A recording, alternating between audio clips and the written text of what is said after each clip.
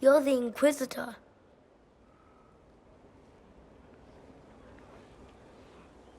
Mother never told me the Inquisitor was a mage. That's not such a terrible thing, is it? No, it would be worse. If you couldn't touch magic at all, like being blind. Kieran, are you bothering the Inquisitor? Of course not. Did you see what's on her hand, Mother? I did see. 'Tis time to return to your studies, little man.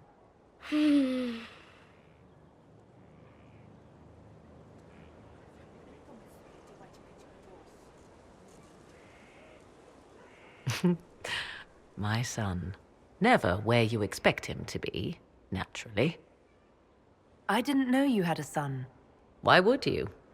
I take great pains to not let my own reputation affect him in any way. To most in the Imperial Court, he's simply a quiet and well-spoken lad.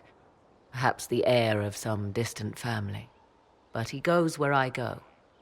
Worry not, Inquisitor. Kieran is a curious boy, but seldom troublesome. Will his father be joining us as well? I have raised Kieran on my own for quite some time now, as was my preference from the start. So 'tis but the two of us, Inquisitor. Your fortress is a large place, and you will scarce notice our presence. There's something rather unusual about him. There is. He is a special lad. It falls to me to protect him from anything and anyone that mean him ill. Most of all, he must be protected from myself. No one could harm him more than I. To think, until recently, this place stood decrepit, occupied only by the desperate and the lost. Now it is party to events that threaten to shake the world. I wonder if it is pleased. It sounds like you've heard of Skyhold before. This fortress was built upon the remains of a site holy to the ancient elves. They called it Salan, the place where the sky is kept. It is said that from here, they reached up to the heavens to bring them down to rest. They abandoned it, as did the humans who came after them. Bones laid upon bones, silent until your arrival. We were lucky to have found it when we did. Fate is often mistaken for luck, as Mother is fond of saying. The magic in this place has seeped into the stones, protecting it from darkness. Those who let it fall to ruin did not know what they possessed. You, I think, shall do it justice. You were kind to welcome my aid, Inquisitor, even knowing as little of me as you do. I will do my best to aid your cause with all the knowledge at my disposal. This I swear to you. I appreciate whatever help you can give us. Some might think Corypheus a madman for seeking godhood. Yet one must ask, what were the old gods? What secrets of theirs did the ancient magisters know? What I fear, what all should fear, is not that Corypheus believes he can succeed. 'Tis that he actually may.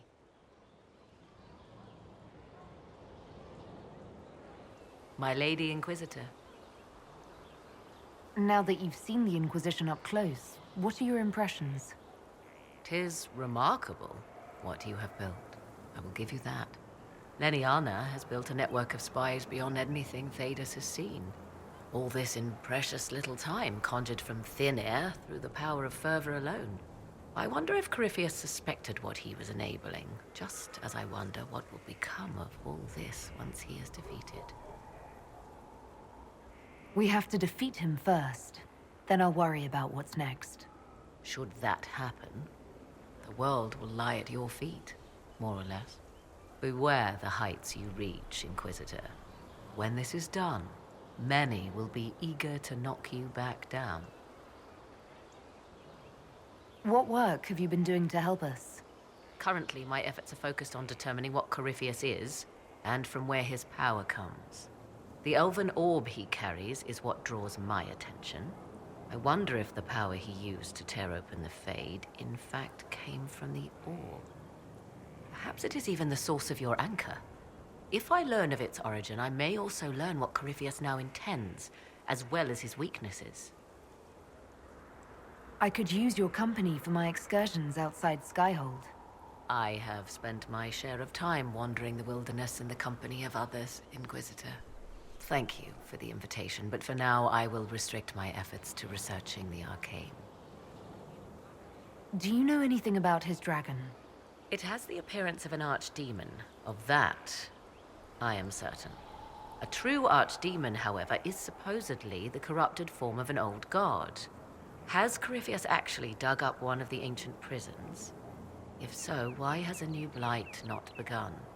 His dragon is something else, something connected to his blighted nature as well as his magic. Beyond that, I cannot say. Is it even possible that Corypheus could succeed? The Black City exists. Wherever one goes in the Fade, it is visible in the sky. The last time Corypheus and his cohort stormed its doors, they unleashed the Blight upon the world. This time, perhaps he might indeed gain untold power, becoming something unto a god. It is also possible he could unleash something far worse than the Blights. So yes, Corypheus could succeed in his goal. If not, his attempt alone could destroy the world. Corypheus says I'm a rival.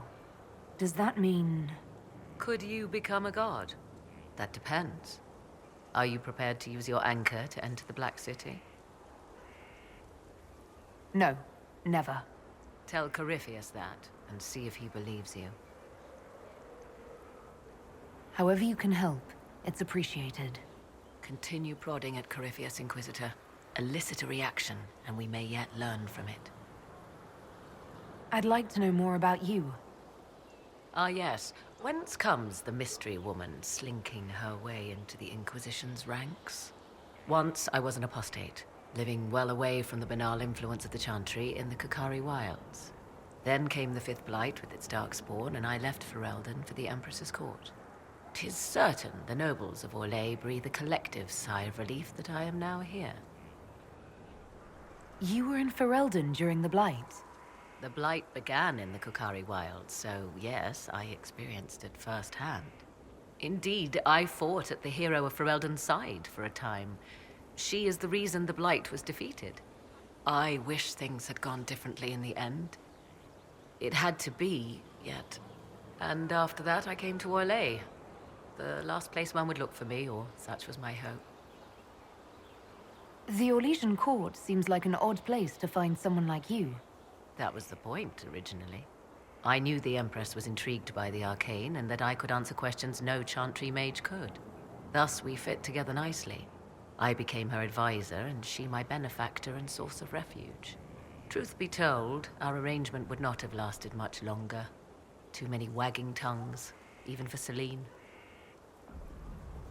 It's odd that an apostate could live so openly. It confuses those who expect apostates to cower and hide. I stand boldly before them and demand to know why I need some Chantry mage to teach me to control my power. They would put me on a leash so they can feel safer at night. I am uninterested in their comfort. Naturally, it helps to have friends in high places. I'll leave you to the garden. As you like.